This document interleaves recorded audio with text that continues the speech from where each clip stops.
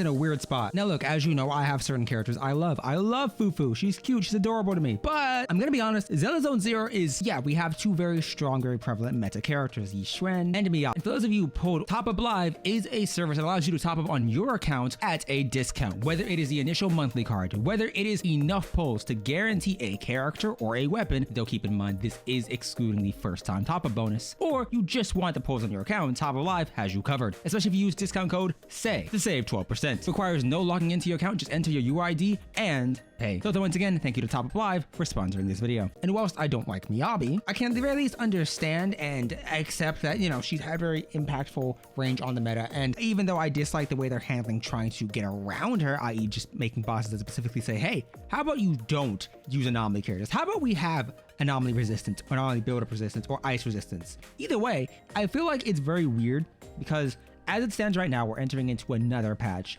and you know, we have Lucia upcoming, we have a Yidhara upcoming, and we have a Fufu rerun. And so obviously we're entering into a rupture patch. But we just barely, keeping in mind, Anby was released, had trigger, and that was it. She has not had a rerun yet. We just barely got another Aftershock unit.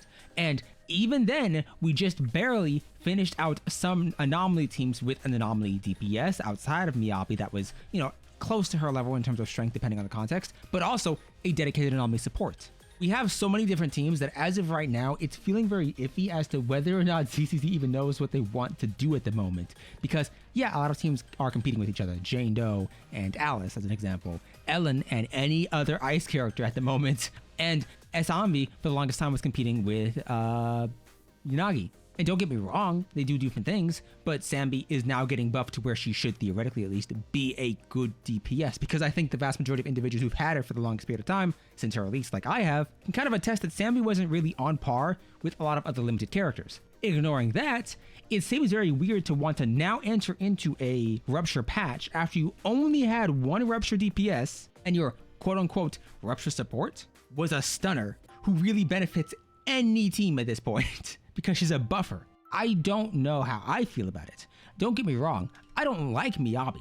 I don't use miHoYo, as you can tell from the level. I don't like Astra, but it's very weird to have two teams to keep making new teams. Here's an Aftershock team. Oh, here's a brand new class. And keeping in mind, Rupture is a new class. It scales off max HP. It scales off new engines that a lot of people don't have access to, which is similar to Remembrance, a year into the game. So a year into the game, you've gone from making basic attackers to making anomaly characters and certain disorder characters. And you have these weird sort of stun dependent or burst window dependent characters like Hugo. And then to transition from that, give us only one defensive character, make one healer, and then say, yeah, but what if we make Aftershock? Okay, we did Aftershock. What if we make a DPS anomaly character that scale off crits, the kind of attackers? Okay, what if we ignore attackers entirely and go instead to make a brand new archetype? Meanwhile, anyone who liked attackers are kind of in the dust because let's be honest here, Orphe is either a Seed dependent character or a Anby dependent character. You don't really have other options because you don't really have other Aftershock teams.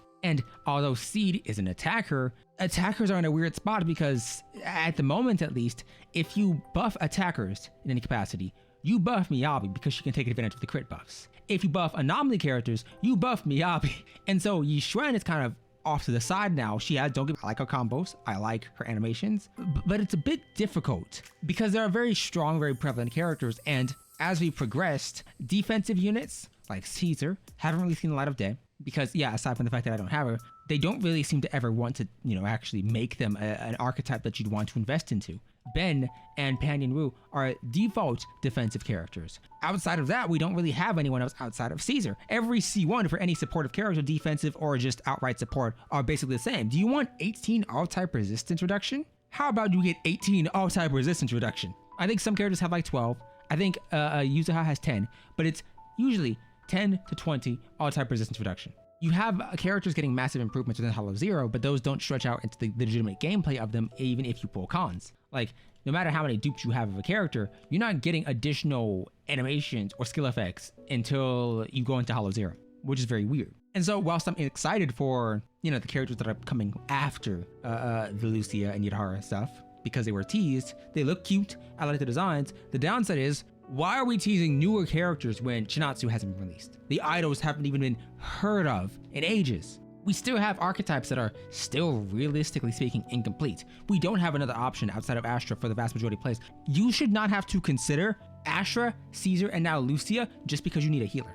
We should not be in a situation to where an archetype is now technically speaking complete, but one of the main units for that archetype to work is bad to the extent to where they had to buff her, and those buffs are not out yet. And even then, once she's buffed, she still doesn't have a rerun, so multiple players can't pick her up. Now, I'm not saying Xyz is a hard game. I quite like the combat of the game, but it's just very weird to throw all these new archetypes, and then instead of doing the HSR route or even the Genshin route wherein you throw a complete team and just add more alternative options onto those teams, you throw an incomplete team out, and then we have to pray down the line that you remember they exist. And multiple units fulfill the same roles. Like, yeah, you have a lot of different anomaly options. I'm fine with that.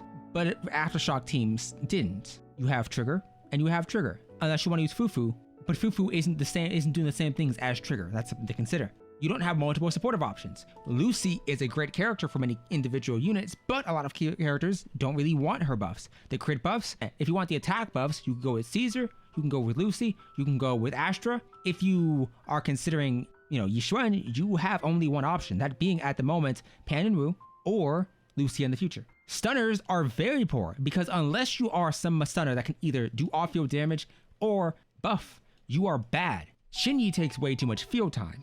Koleda is a fast stunner, but she's not a stunner many individuals would want to use because she doesn't really have a team. And so if stunners are bad, the characters who were dependent on those stun windows, Hugo is bad, or at least they fall off as bosses get harder and harder, as bosses get more HP, as bosses are more resistant to stun windows. We've replaced the times you would have with stun windows with bosses that are going off field, bosses that are going with miasma phases, because Rupture needs a way to be viable. And unfortunately, the downside is, yes, I understand stunners, theoretically speaking, help out with miasma, but it's a poor way to go about it because in exchange for trying to make stunners in any capacity viable, you haven't fixed the inherent problems with stunners, you just made one particular stunner more valuable, and maybe two if you're considering off-field, and then you've in turn hurt every other attacker that was already falling off because of how good Anomaly is. The biggest issue with attackers, a lot of attackers right now, is the fact that attackers seemingly are more single target oriented, and Anomaly is just full on AoE. Even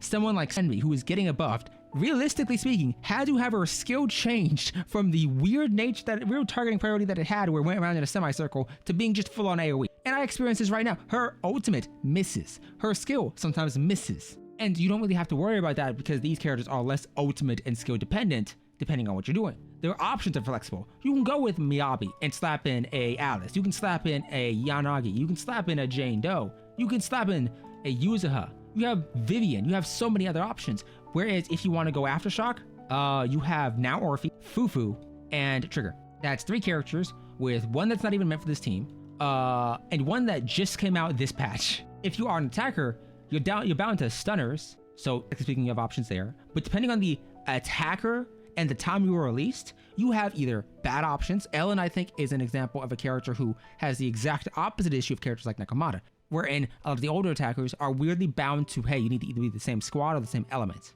Well, physical has like one support you'd want to use for attackers outside of, use a hub being for anomaly characters. And so it's very weird to sit down and look. Don't get me wrong, I like ZZ. I love the gameplay. I think it's fun. I think it's fast paced. It's depending on what's happening. I personally prefer combat events. We don't get those very often, but it's not a great feeling to have such little to look forward to and feel like, depending on the archetype you enjoy, you may just be kicked to the curb. I like attackers. Alice was my first actual anomaly character that I wanted to invest into. I pulled Miyabi because, oh my god, I have an anniversary character, and Fox, and I'm like, oh my god, there's a better Fox who actually has a tail and is actually like cute. So I'll wait for that in the future. But as of right now, I don't know. We don't get A ranks, which is perfectly fine, but we don't also get S ranks to replace those A ranks. You have like one character who your Astra is basically shared across all teams until you have Yuzuha, and if you have no reason to use Yuzuha and you want a healer, go for Lucia. That's it. But I don't know. Tell me your thoughts down below. I'll see you next time.